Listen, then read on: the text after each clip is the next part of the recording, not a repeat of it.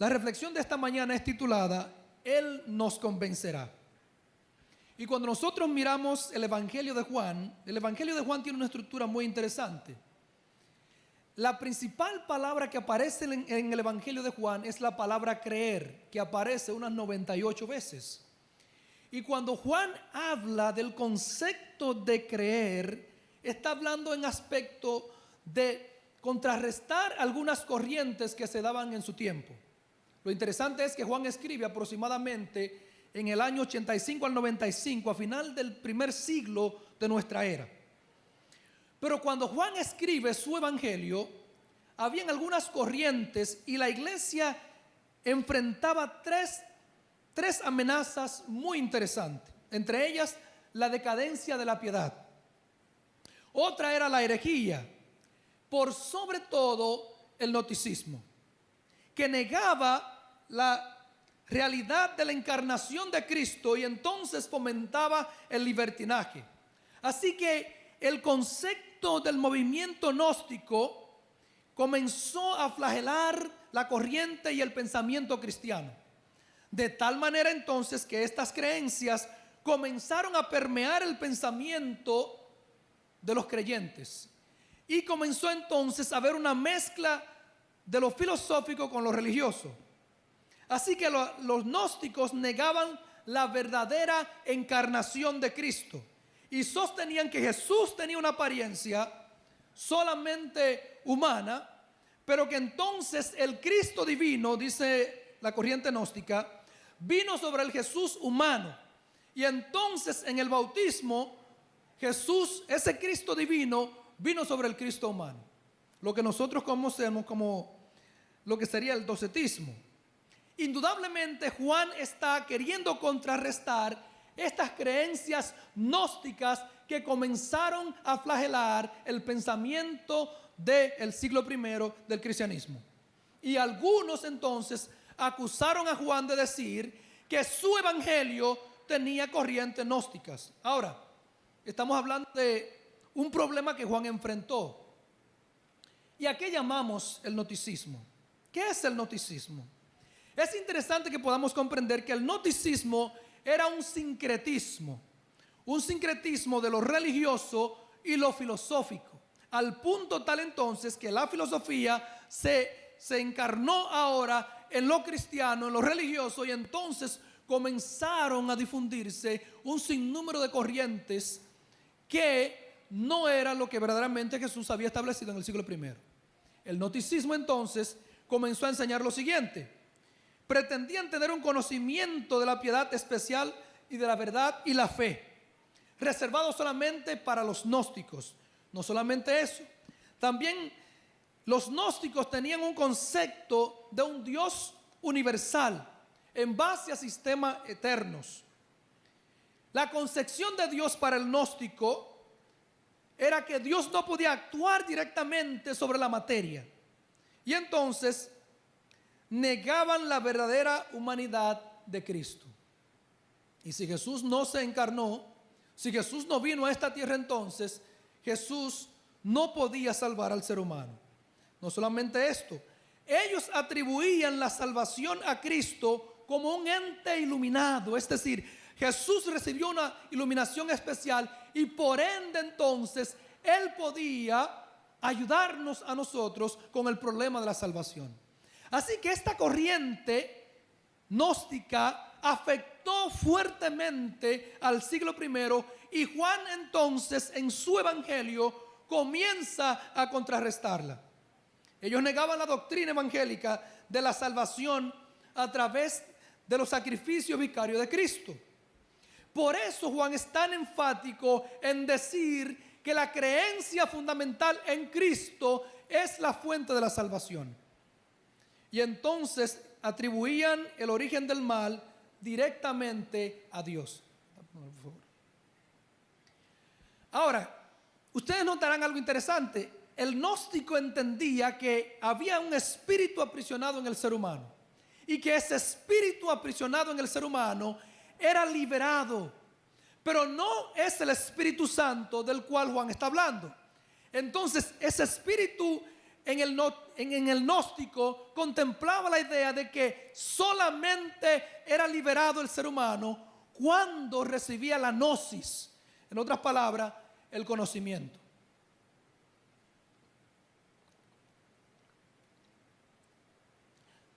Así que para el gnóstico el concepto del Espíritu Santo era algo abstracto.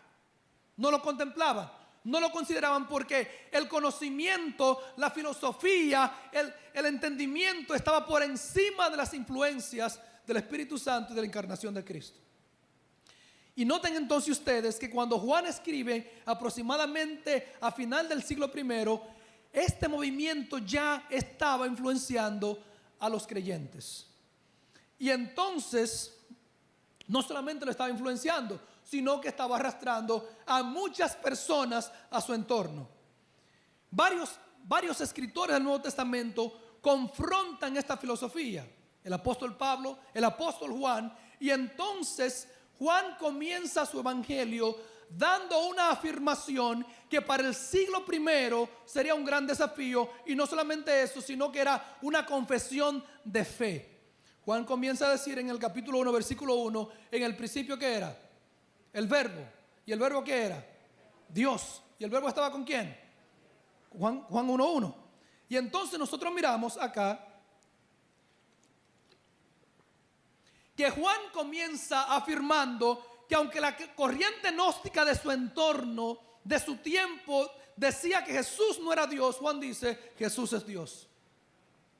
Y entonces en este contexto que Juan comienza a hablar no solamente de Jesús, sino también del Espíritu Santo, porque esta corriente contrarrestaba estos dos aspectos fundamentales del cristianismo en su tiempo. El apóstol Juan designa o cita al Espíritu Santo y le da un nombre al Espíritu Santo que ningún otro escritor del Nuevo Testamento lo hace. Le llama el Consolador. ¿Cómo lo llama Juan? El Consolador. Y es interesante notar que Juan habla del Consolador y comienza hablando en el mismo capítulo 1 donde confirma que Jesús es Dios. Cuando usted va a Juan capítulo 1, versículo 1 al 3, Jesús ratifica en primer lugar Juan ratifica que Jesús es el Dios creador y el sustentador, y que por él todas las cosas han sido hechas y que sin él nada ha sido hecho. Juan entonces le da en el punto central a lo que es esta corriente gnóstica, diciendo, no, ustedes están equivocados, hermanos. La iglesia estaba afectada, pero nosotros aquí creemos que Jesús, ¿qué es? Dios. No solamente eso, Juan entonces en el capítulo 1, versículo 32, dice que él bautizaba, o que el bautista bautizaba a través del Espíritu, ¿qué? Del Espíritu Santo. Capítulo 1, versículo 32 al 34. Entonces ahora Juan comienza a introducir el concepto del Espíritu Santo en su libro, que para los gnósticos no era creíble. Y cuando usted va, por ejemplo, al capítulo 3, versículos 6 y 7, Juan designa al Espíritu Santo como el que puede recrear nuevamente la naturaleza humana. Vamos a verlo. Juan capítulo 3.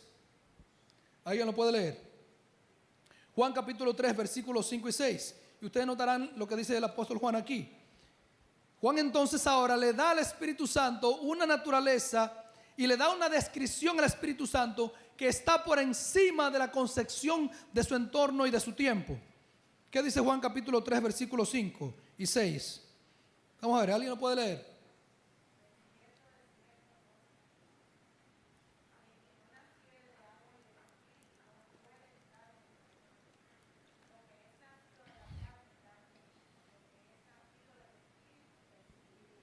Así que ahora Juan da una designación al Espíritu Santo como el ente que recrea en el ser humano una nueva naturaleza. En otras palabras, el Espíritu Santo tiene el poder para cambiar y para recrear la vida del ser humano. Pero no solamente eso. En el capítulo 3, versículo 31, Jesús entonces, Juan contempla la idea de que el Espíritu Santo tiene una procedencia que no es de este mundo. Y asimismo, como el Espíritu Santo, dice Juan, que tú no sabes de dónde viene, asimismo, dice Juan, es el que es nacido de Dios. En otras palabras, el concepto de vivir dirigido por el Espíritu Santo no es una obra humana, es una obra divina. Y es importante contemplar esto. Cuando usted va a Juan el capítulo 4, versículo 23 al 24, Juan establece que el Espíritu Santo es el que guía en la verdadera adoración. Por eso dice Juan que el que adora a Dios debe adorarlo en espíritu y ¿qué más? Y en verdad. Así que el Espíritu Santo entonces conduce a la iglesia y al creyente a la verdadera adoración. Cuando usted mira, por ejemplo, Juan 6, 63, Juan dice, el Espíritu Santo de Dios es el que da vida. Vamos a leer ese texto. Juan 6, 63. ¿Quién lo tiene? El Espíritu es el que da vida, la carne para nada aprovecha. Las palabras que yo les he dado son espíritu y son vida. Así que miramos entonces en este concepto que ahora Juan no solamente dice que el Espíritu Santo recrea al ser humano, sino que también el Espíritu ¿qué hace? ¿Da qué? Y entonces la palabra que aquí aparece para vida es Zoe, la vida en sí misma. Y solamente el que posee vida en sí mismo puede dar vida a otros. En otras palabras, para que el Espíritu Santo pueda dar vida, Él tiene que ser ¿qué? La vida. Y entonces Juan está diciendo, y Jesús mismo dice, que el Espíritu Santo es el que da vida. Juan está colocando al Espíritu Santo y a Jesús por encima de lo que establecía entonces la filosofía gnóstica de su tiempo. Juan está contrarrestando fuertemente el concepto de que el pensamiento gnóstico de que el Espíritu Santo era una influencia, como hay algunas traducciones que lo utilizan. Juan está diciendo, el Espíritu Santo, además de recrear el corazón del ser humano, también da vida al ser humano. Y nosotros miramos entonces que ahora Juan en el capítulo 7 hace una introducción, Jesús hace una introducción clara del trabajo y de la obra que haría el Espíritu Santo. Y cuando nosotros miramos, por ejemplo, a Juan 7:39, vamos a ver ese texto allí, por favor. Juan 7:39, nosotros miramos que el Espíritu Santo ahora debía continuar la obra que Jesús había terminado. ¿Quién lo tiene? Los que creyesen en él, pues aún no había venido el Espíritu Santo, porque Jesús no había sido aún glorificado. Ahora Juan presenta a Jesús designando al Espíritu Santo como aquel que habría de continuar la obra en el corazón del ser humano. La divinidad entonces se pone de acuerdo y comienza entonces ahora la función del Espíritu Santo. Muchos de nosotros quisiéramos una manifestación gloriosa, sobrenatural del Espíritu Santo. Pero el concepto de convencer al ser humano de su condición es una obra del Espíritu Santo.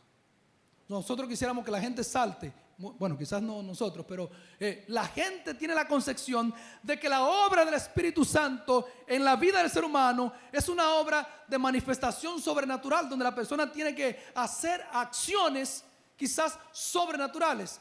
Pero el Espíritu Santo, la obra principal que Juan presenta es en el corazón del ser humano. Por eso Jesús ahora comienza a decir, yo estoy a punto de irme, pero el Espíritu Santo va a venir después de mí. ¿Por qué Jesús le dice esto a los discípulos? Cuando usted lea Juan capítulo 13, versículo 33, Jesús comienza a despedirse de los discípulos y por lo tanto les dice que a donde Él va, ellos no pueden ir. Y los anima entonces a mantenerse en el vínculo del amor, procurando que los discípulos no se desalentasen, procurando que los discípulos permaneciesen unidos y pudiesen cumplir la obra y la misión para la cual Cristo los había llamado. Y entonces Jesús les dice, yo estoy para partir. Y en el capítulo 14, entonces Juan les dice que él rogaría al Padre. Vamos a ver, 14:16. Él rogaría al Padre por otro qué. Vamos a ver. Él rogaría al Padre por otro consolador. 14:16. Yo rogaré al Padre por otro consolador, para que esté con vosotros. ¿Para cuándo? Para siempre. ¿Qué dice el versículo 18?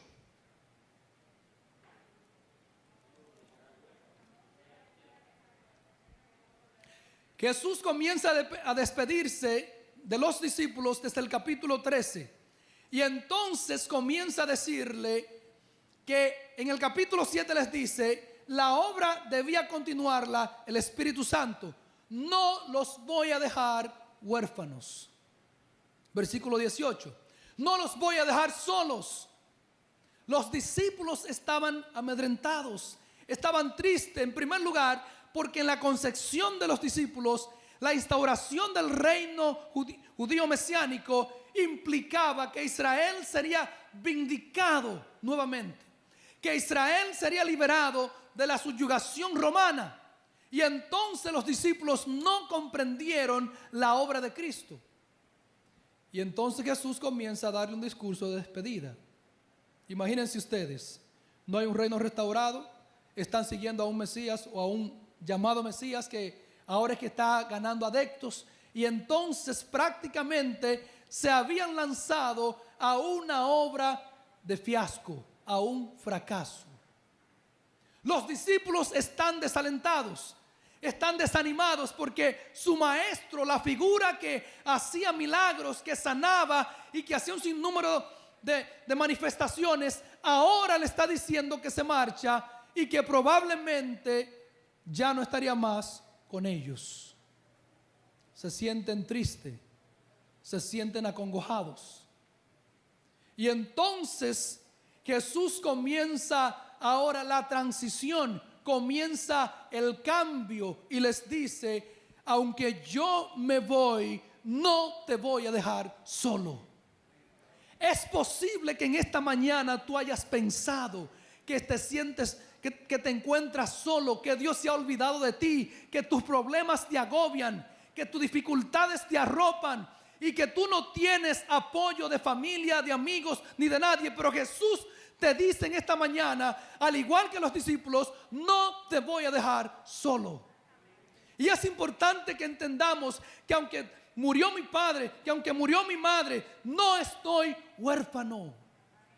Dios les dice a los discípulos, a pesar de que la esperanza que ustedes tienen no la pueden visualizar, les voy a dejar al Consolador, el Paracletos, aquel que es llamado a estar al lado de. El concepto del Paracletos que menciona Juan, la palabra consolador, es aquel que está llamado a estar al lado de, aquel que te va a sostener cuando te caigas, aquel que te va a alentar cuando te desalientes, aquel que te sostendrá cuando tus problemas, tus dificultades sean tan grandes que no puedas ver solución. El concepto que Juan está diciéndole aquí a los discípulos es, aunque ustedes están desanimados, yo le estoy dejando a alguien que no solamente estará al lado de ustedes, sino que los va a confortar, los va a alentar, los va a animar. Y entonces en ese concepto es que Juan está diciendo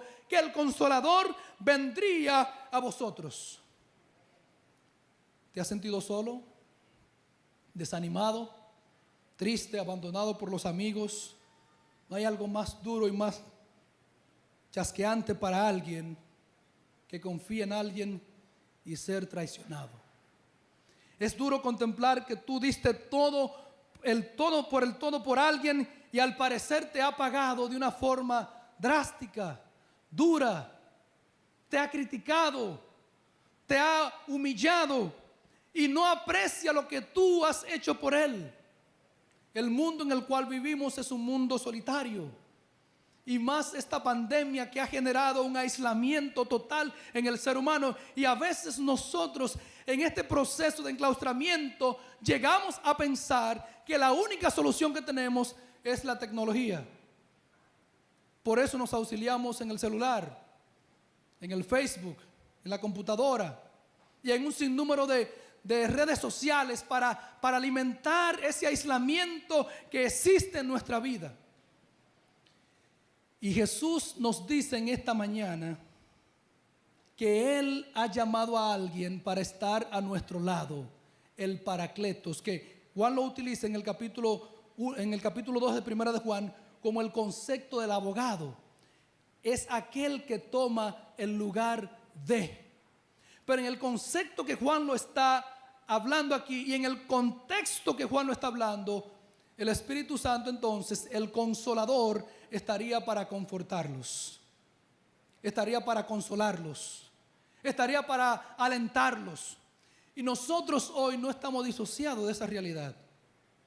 Nosotros necesitamos la presencia del Espíritu Santo en nuestras vidas, porque el Espíritu Santo entonces nos conduce, nos consuela, nos alienta y nos anima a nosotros a seguir hacia adelante a pesar de las dificultades, a pesar de los problemas, a pesar del sufrimiento, a pesar del dolor, a pesar del llanto, a pesar de la tristeza. El Espíritu Santo de Dios ha venido para consolarnos a nosotros hoy y para darnos fuerza cuando tú no tienes ninguna.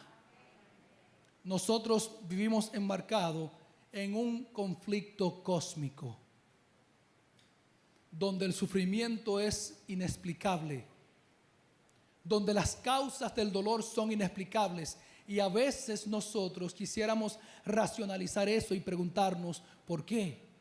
¿Cómo? ¿Cómo es posible?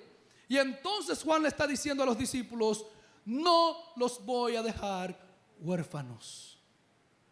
Ustedes no quedarán desprovistos de un auxiliador, porque existe un conflicto cósmico. Hay sufrimiento en la vida cristiana, en el camino hay dolor. Muchas veces se levantan las mareas y vienen a nuestra vida para agobiarnos y para arruinarnos, pero Jesús nos dice en esta mañana: no los voy a dejar huérfanos. Hiciste una gran inversión, procuraste emprenderla lo mejor que pudiste. Te traicionaron, quedaste sin amigo, solo, derrotado. ¿Y ahora qué haces? Muchos ven una sola solución: el suicidio. Jesús te dice: aunque tú estés en esa situación, no te he dejado solo. Por eso la palabra de Dios es el aliento que utiliza el Espíritu Santo para ahora animar el corazón del ser humano. Por eso el Espíritu Santo de Dios es el que ilumina la mente del individuo, que cuando viene la palabra de Dios encuentra consuelo, encuentra esperanza, encuentra solución a su problema, cuando Él le permite al Espíritu Santo obrar en su corazón. Por eso Jesús dice: no los he dejado solo. He llamado al Consolador, al que va a estar a su lado para exhortarte, para animarte, para ahora inducirte y conducirte por el camino correcto. En el capítulo mismo 14, versículo 17, Jesús le dice: no los voy a dejar solos, les voy a enviar el Consolador, pero ustedes tienen que saber que el Consolador es el Espíritu de verdad.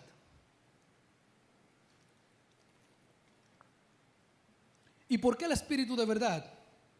Porque, como había explicado, en la corriente gnóstica existía la concepción del Espíritu, pero ese Espíritu era liberado, como ya dije, a través de la gnosis, del conocimiento. Y en Juan 14, 17, Jesús dice: yo os voy a enviar el Espíritu ¿de qué? De verdad. Contrarrestando Juan claramente el concepto gnóstico de que el Espíritu era una concepción no clara. Y en el capítulo 15, versículo 26, Jesús entonces le dice a los discípulos: cuando venga el consolador, el paracletos, el que estaría a tu lado en los momentos buenos, en los momentos de prosperidad, en los momentos de alegría, en los momentos de gozo, en los momentos de abundancia, pero el que también estaría a tu lado en los momentos de tristeza, en el momento del dolor, en el momento del llanto, en el momento de la calamidad. Jesús dice, cuando Él venga, Él va a estar a tu lado para siempre. En otras palabras, el Espíritu Santo, al ser enviado por Cristo, estaría con sus hijos desde ahora y para siempre. Y entonces Jesús dice, cuando Él venga, Él va a dar testimonio ¿de quién? De mí. Y entonces aquí entra lo que nos dice el texto del capítulo 16. La obra del Espíritu Santo en la vida del ser humano. Cuando nosotros miramos el capítulo 16, desde el versículo 1, nosotros miramos en primer lugar que Jesús comienza su despedida final y consuela a sus discípulos. Estas cosas os he hablado, dice Jesús en el 15:26, para que no tengan tropiezo. ¿Para que no tengan qué? Tropiezo. ¿Tendrían los discípulos tropiezos, sí o no? Sí. Pero ahora Jesús le está diciendo claramente cómo Él va a obrar para que cuando llegasen los momentos difíciles e incomprensibles, ellos tuviesen claro discernimiento de lo que Dios esperaba de ellos. Para que cuando llegase ese momento de la calamidad, entonces los discípulos pudiesen entender claramente que el Espíritu Santo les conduciría a pesar de los tropiezos y de las calamidades que ellos enfrentarían. Nosotros, como creyentes cristianos, cuando las adversidades vienen a nuestra vida, no sabemos cómo obrar. Cuando los tropiezos nos vienen, algunos tendemos a dudar incluso de Dios. Cuando las calamidades vienen, las preocupaciones vienen, ellas muchas veces toman el control. Y Jesús les está diciendo a los discípulos, les estoy hablando esto para que ustedes no tengan tropiezo. En otras palabras, puedan tener discernimiento espiritual para comprender claramente que en la vida cristiana hay dificultades, pero yo les estoy mostrando el camino. Y entonces Jesús les dice, lo van a expulsar de la sinagoga. Versículo 2. Noten ustedes, qué interesante. Le dice que no van a tener ¿qué? Tropiezo, pero ya le está diciendo, ¿los van a expulsar de dónde? De la sinagoga. Incluso Jesús les dice algo más. Les dice, vendría la hora cuando cualquiera que los matare pensaría que estaría haciendo ¿qué? La obra de Dios. Pero Jesús les dice, yo le estoy diciendo esto para que ustedes no tengan tropiezo. Pero entonces, ¿cómo es que ahora Jesús comienza a decirle que en primer lugar lo van a expulsar de la iglesia? ¿Eso es un tropiezo, sí o no? Es duro que te saquen de la iglesia. No solamente eso, que te persigan con la intención de matarte, es el peor elemento que un individuo puede encontrarse. Pero cuando Jesús les está diciendo a los discípulos, yo les digo esto para que no tengan tropiezo, lo que Jesús estaba queriendo asentar las bases claramente de que el creyente enfrenta dificultades, pero que el Espíritu Santo de Dios viene para ayudarte a lidiar con esas dificultades en las cuales tú y yo nos encontramos día a día. Para que cuando vengan esas dificultades, no se nuble tu mente y entonces no sepas cómo accionar.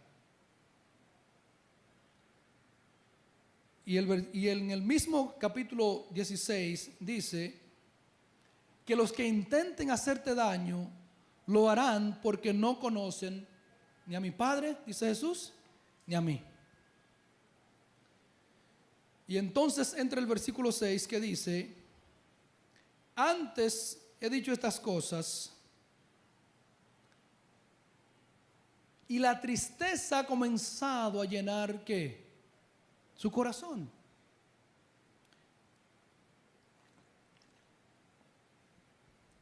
Y es importante entender esto. El ser humano siempre se aferra a una esperanza, a algo por lo cual vivir. Y entonces cuando eso a lo cual el ser humano se aferra y procura entonces convivir basado en ello, y eso al parecer se pierde, con ello también se pierde la esperanza humana. Usted, por ejemplo, trabajó toda su vida para invertir en un negocio y de repente el negocio colapsa. Se le fue una vida de ahorro, de trabajo duro, de empeño, y entonces ahora le embarga naturalmente al ser humano ¿qué? La tristeza. Y entonces Jesús les dice: vuestro corazón está lleno de tristeza. Cuando supieron, dice este comentario, la inminente partida de Jesús, los discípulos se sintieron deprimidos. ¿Cómo se sintieron? No son diferentes a nosotros. Estaban obsesionados porque sufrían la pérdida de su presencia física. Si hubieran entendido por la razón por la cual se iba, se habrían regocijado, pero no la entendieron. Porque comúnmente el ser humano vive la inmediatez. El problema que tengo ahora, mi situación financiera ahora. Y entonces esa situación que tengo deudas, no sé qué hacer ahora. Y entonces el problema que me está afrontando es que mi hijo está en droga y no sé qué hacer ahora. Y comúnmente nosotros vivimos contemplando simplemente la vida de la inmediatez, porque ningún ser humano puede proyectarse al futuro. Pero los hijos de Dios tienen una visión distinta, una cosmovisión distinta de cómo ahora vemos las cosas. Y Jesús, a pesar de que les dice esto, ellos no comprendieron claramente el por qué Jesús le estaba diciendo que él debía irse. Y entonces Jesús les dice: cuando yo me vaya, si no me voy, entonces el Paracletos no puede venir a vosotros. La muerte y la resurrección de Cristo fueron acontecimientos importantes que complementarían el plan de salvación. Pero Jesús, al encarnarse, al venir a esta tierra, entonces ahora Jesús no tenía la facultad que tenía antes de venir, de poder estar en todos los lugares, en todo momento, en todo tiempo. Por eso Jesús dice: ahora yo les voy a enviar el Paracletos. Les voy a enviar el Consolador, aquel que les va a asistir a ustedes de tal manera que cualquier problema que ustedes tengan, Él estará con ustedes a pesar de las dificultades y a pesar de cualquier situación que puedan tener. Dios es un Dios maravilloso. Y contrario a lo que establece el deísmo, que Dios se desentendió de este mundo, la evidencia de que Juan presenta acerca del Espíritu Santo es que Dios está interesado en ti. Que Dios está interesado en tus problemas. Que Dios está interesado en tus hijos. Que Dios está interesado en tu familia. Que Dios está interesado en tu salud. Que Dios está interesado en tus negocios. No es un Dios disociado del ser humano, pero ahora hay un elemento importante. El ser humano necesita, valga la redundancia, necesariamente darle una oportunidad a Dios en su vida. Y entonces aquí viene la obra del Espíritu Santo. Aunque Dios quiere estar cerca de ti, aunque Dios quiere intervenir en tu vida, aunque Dios quiere estar en tus negocios, en tu familia, en tu cercanía, solamente a través de la obra del Espíritu Santo nosotros podemos permitirle a Dios que venga a nuestras vidas o no. Y entonces dice Juan que el Consolador iba a venir. Y cuando Él viniese, entonces iba a hacer tres cosas. Y el primer elemento que Juan presenta acerca del Espíritu Santo es que el Espíritu Santo nos iba a convencer. ¿Nos iba a qué? No sé si a usted le ha tocado hablar con alguien que no cree en Dios, o aquel que dice que Dios no existe. Y comúnmente cuando usted trata con una persona que tiene esta concepción, usted se dará cuenta que la conversación pareciera ser estéril, porque usted le busca todas las pruebas habidas y por haber, y la persona sigue en el mismo estado y en la misma condición. Porque ya desde aquí la persona dijo que él no cree. Y por ende, solamente una intervención sobrenatural puede cambiar esa mentalidad. Y entonces Juan está diciendo que al Jesús enviar el Espíritu Santo, y les dice a los discípulos que él, al enviar el Espíritu Santo vendría no simplemente a mostrar quizás una concepción sobrenatural en la vida del ser humano, como algunos la esperan. La tarea principal que Juan presenta acerca del Espíritu Santo ahora es convencer al ser humano. ¿Qué hago para que mi hijo vuelva al camino? ¿Cómo lo convenzo? ¿Le compro una tablet? Cómpresela. Igual. ¿Le compro un iPad? Igual. ¿Le compro un carro? Igual. Y entonces no sé qué hacer, humanamente hablando, no sé qué hacer para que mi esposo vuelva al matrimonio. No sé qué hacer para que mi hermano me perdone. Y entonces comúnmente el ser humano dice, no sé qué hacer para. Y Juan está diciendo que el concepto, el cambio en el corazón no es una obra humana, es una obra del Espíritu Santo que viene a nuestras vidas cuando nosotros abrimos el corazón a Él. Por eso la tarea más grande que tiene el Espíritu Santo, por eso Jesús dice que el desafío más grande o el pecado imperdonable es aquel pecado de la blasfemia contra el Espíritu Santo.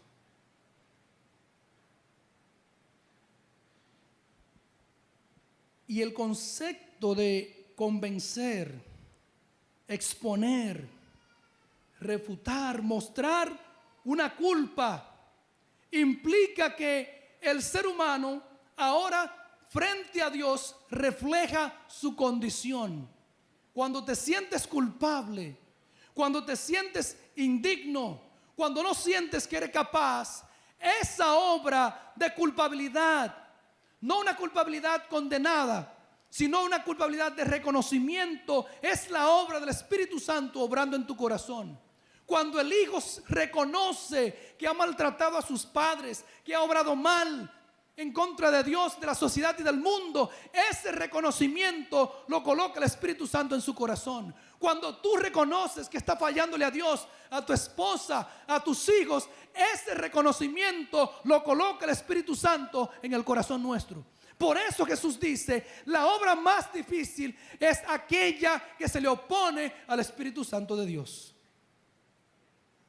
Cuando el ser humano entonces, en lugar de ennoblecer su corazón y permitirle a Dios obrar en él, se endurece y por la situación viviente entonces decide anteponerse ante Dios, entonces el Espíritu de Dios no puede hacer nada en ese corazón.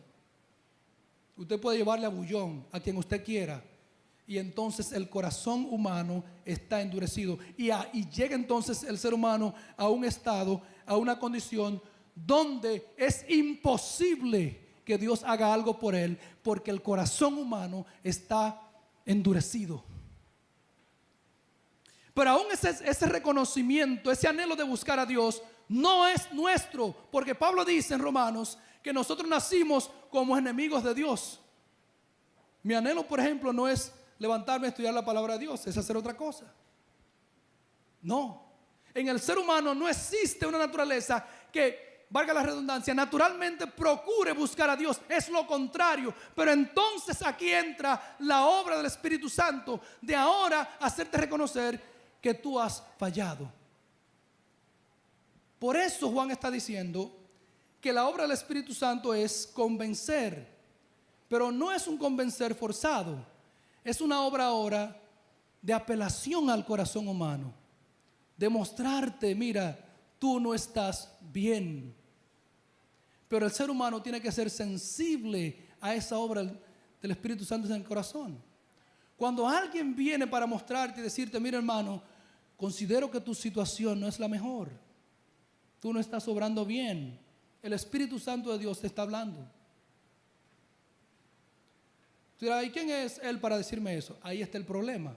Que entonces la obra del Espíritu Santo es interpuesta por el orgullo humano, la suficiencia propia, el nivel de grandeza, de conocimiento, de autoridad. Y entonces dice el don profético,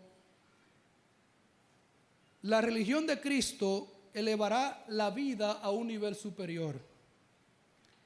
La obra interior del Espíritu de Dios humilla al orgullo humano, induciéndolo a comprender las tiernas mercedes y la amante bondad de Dios para el corazón. La estima, dice el don profético, la suficiencia propia están matando la vida espiritual. Se ensalza al yo y se habla de él, y ojalá muriese el yo. Cuando esta suficiencia propia, orgullosa y jactanciosa, dice el don profético, y esta justicia propia, complaciente, cuando está en el corazón, no hay lugar para Dios en ese corazón. Por eso a esa persona usted le dice, mira, yo considero que eso no está bien, y la persona sigue en su condición. Por eso usted le dice al hermano, hermano, pero es que usted falló aquí. Él no le importa eso. Por eso tú le dices al hijo, hijo mío, es que tú estás mal. Al hijo no le importa eso. Hijo mío, tú me estás matando. No me importa. Porque ahora él llegó a un estado donde para Dios, a menos que una circunstancia adversa venga a su vida, quizás lo haga reflexionar. Porque el corazón humano, orgulloso y lleno de suficiencia propia, le es imposible a Dios hacer la obra en nosotros. Pero el Espíritu Santo ha venido para ahora mostrarnos a nosotros que nuestra condición delante de Dios no es la mejor. Y que ahora entonces, en lugar de yo guerrear con ese hijo mío, debiera apelar al Espíritu Santo de Dios para que pueda ennoblecer su corazón y él reconozca su condición delante de Dios. La tarea principal de convencer al ser humano no es fácil. Pero Jesús dijo, yo se lo voy a dejar al Espíritu Santo. Y entonces Él es el que va a trabajar esa parte. Y nosotros entonces esperamos que haya una manifestación gloriosa. Pero la manifestación más grande que el Espíritu Santo puede hacer en nuestra vida es cada día hacernos reconocer nuestra necesidad de Dios.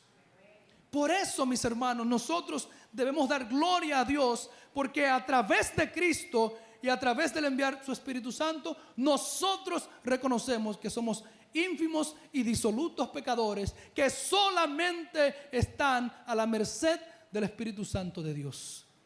Algunos se sienten quizás aludidos porque hablar de este concepto y de esta manera pudiera entonces llevar a un estado de disminución del ser humano. Y no estoy diciendo eso. El ser humano es la criatura especial de Dios en esta tierra. Pero delante de Dios, el ser humano no tiene ningún calificativo. Lo único que tiene entonces es la merced del Espíritu de Dios en nosotros. Y Juan dice que el Espíritu Santo debía entonces convencer a nosotros de tres cosas: de pecado, de justicia y de juicio. El concepto de pecado que aparece aquí para pecado es hamartía, errar al blanco. Y cuando usted va, por ejemplo, al libro de Jueces, el capítulo 20, versículo 16, hacía alusión justamente al concepto de los benjaminitas que lanzaban las flechas y acertaban, y entonces allí a quien se la lanzaban. El concepto de errar al blanco proviene de aquí. Entonces es el elemento de que el ser humano no acierta cuando lanza la flecha. Y cuando el Nuevo Testamento habla aquí entonces del concepto del pecado, está hablando entonces de un elemento, de una condición que el ser humano posee, que aunque él tenga el blanco frente a sus narices, no le puede dar. Porque es una condición que usted y yo tenemos. Y que por más bueno, por más correcto, por más buenas obras que usted y yo podamos hacer, nos es imposible imposible acertar al blanco. Por eso el apóstol Pablo dice en Romanos capítulo 7 que aunque él quería hacer lo bueno, le era imposible hacerlo. Y entonces muchos llegan a un estado de depresión espiritual porque aunque quieren agradar a Dios, no pueden. Porque la naturaleza, como dice Isaías 64, nos arrastra de tal manera que aunque quiero avanzar hacia adelante, hay algo que me sostiene y me lleva hacia atrás. Para eso entonces, dice Jesús, vino el Espíritu Santo, para estar a tu lado, para caminar contigo cuando tú y yo no podemos. Para entonces ahora hacernos reconocer que delante de Dios la única condición que usted y yo tenemos es de condenación. Y entonces cuando el Espíritu Santo nos hace reconocer eso, entonces usted y yo decimos, ¿y qué debemos hacer? Entonces Pedro les dijo, arrepentíos y convertíos para que sean borrados vuestros pecados. Entonces ahí viene el segundo elemento de la justicia de Dios. Cuando el ser humano ahora se encuentra frente al Espíritu Santo y mira su condición, ahora se da cuenta de que él no tiene forma humana de mostrarse bien delante de Dios. Y entonces ahora el Espíritu Santo nos dice, tú necesitas la justicia de Cristo. Por eso dice Romanos capítulo 5 versículo 1 que justificado pues por la fe tenemos paz para con Dios. Inmediatamente el Espíritu Santo nos hace reconocer nuestra condición delante de Él. Entonces el ser humano ahora busca un calificativo que él no tiene, que es ser justo. Y esa justicia se obtiene a través de Cristo Jesús. Y entonces cuando el ser humano cree en Cristo, entonces ahora él recibe la justicia de Dios. Y delante de Dios entonces, la obra de llegar a ser justo, delante de Dios entonces, cuando aceptamos a Cristo Jesús, entonces esa obra es completada. El Espíritu Santo entonces hizo su labor. Si delante de Dios tú reconociste tu condición y ahora buscaste la solución a tu problema, entonces el Espíritu Santo de Dios hizo la obra en ti.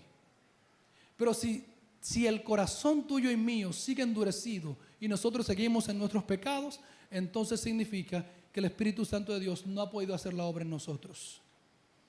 Hermanos queridos, cuando el Espíritu Santo de Dios obra en el corazón humano, el ser humano tiene dos opciones: abrirle las puertas y aceptarlo, o endurecerse y cerrarlo. Si la cierras, por más que quieras agradar a Dios, te será imposible. Si la abres, entonces el Espíritu Santo de Dios trae a través de Cristo el perdón, coloca paz en tu corazón y ahora tú eres una persona distinta, restaurada en Cristo Jesús. Y entonces cuando el ser humano es restaurado en Cristo, recibe una nueva naturaleza para caminar con Dios. Y al caminar con Dios entonces, el mismo Espíritu que te ayudó a venir a Dios ahora, te ayuda para que camines con Dios. Por eso Jesús dice, tú y yo no estamos solos. Hay una obra de Dios en nosotros y ese es el Espíritu Santo que ha venido para sostenernos a nosotros en los momentos cuando tú no ves solución. No es fácil la obra del Espíritu Santo porque tiene que ver con el corazón. Y el corazón humano naturalmente no quiere saber de Dios. El corazón humano se resiste a entregarse a Dios por completo porque se ata a circunstancias, a elementos temporales, y hasta que una adversidad no viene, posiblemente él no levante la cabeza. Pero aún nosotros que estamos en este camino necesitamos diariamente un encuentro con el Espíritu Santo de Dios, porque nosotros necesitamos reconocer nuestra condición delante de Dios. Hay personas que hieren a sus familiares, a su esposa. El hombre está endurecido, la maltrata, la humilla, es áspero, agrio y a veces tosco con ella, y esa mujer está sufriendo, está gimiendo y no sabe qué hacer, y ha ido a terapia y ha ido a cuantos lugares, pero es una obra del Espíritu Santo de Dios el cambiar ese corazón. Hay un padre sufriendo, su hijo ha decidido lanzarse a la calle, no ha tomado en cuenta ninguno de los elementos que él como padre decidió transmitirle, y hay dolor en el corazón de este padre que está aquí en esta mañana y se siente acongojado porque no sabe qué hacer, porque aunque anhela que su hijo tome el camino correcto, el muchacho pareciera ser irse más lejos. solamente el Espíritu Santo de Dios obrará en ese muchacho para que él reconozca su condición. Y la tarea nuestra como creyentes en Cristo es ahora colocar a ese muchacho frente al Espíritu Santo de Dios para que el Espíritu Santo de Dios en algún momento en la historia de la vida de ese muchacho pueda encontrarse con él. Mis queridos hermanos, al igual que yo, necesitamos nosotros encontrarnos con el Espíritu Santo del Señor. Porque los que han sido convencidos del pecado reconocerán su condición delante de Dios. Pero también los que han sido convencidos del pecado buscarán la justicia de Cristo. Y entonces los que han sido convencidos del pecado, en algún momento en la historia tendrán que verse con el juicio de Dios. Pero el apóstol Pablo dice en Romanos capítulo 5, versículo 8, que Dios muestra su amor para con nosotros en que siendo aún pecadores, Cristo murió por nosotros. Y también nos dice la Biblia que al que no conoció pecado, Dios por nosotros lo hizo pecado, para que nosotros ahora seamos hechos justicia de Dios en Él. Hay perdón para nosotros en la cruz de Cristo. Hay esperanza para nosotros a través del Espíritu Santo. Pero solamente la obra de Cristo obrando en el corazón humano podrá cambiar nuestros corazones. Usted y yo podremos hacer muchas cosas, pero la misión nuestra ahora es abrir nuestro corazón al Espíritu Santo de Dios. Y yo quiero orar por aquellos que al igual que yo anhelan abrir su corazón al Espíritu Santo de Dios.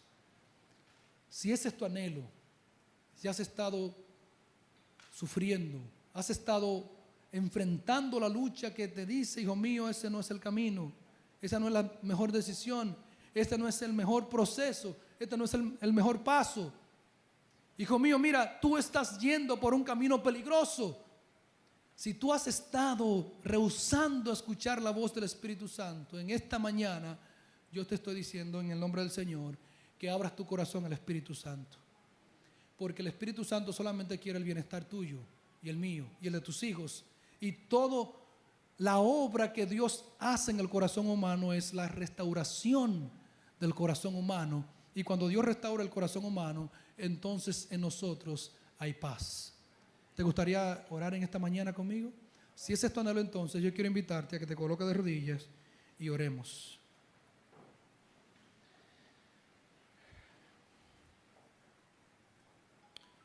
Querido Padre, Dios del cielo, gracias por tu palabra.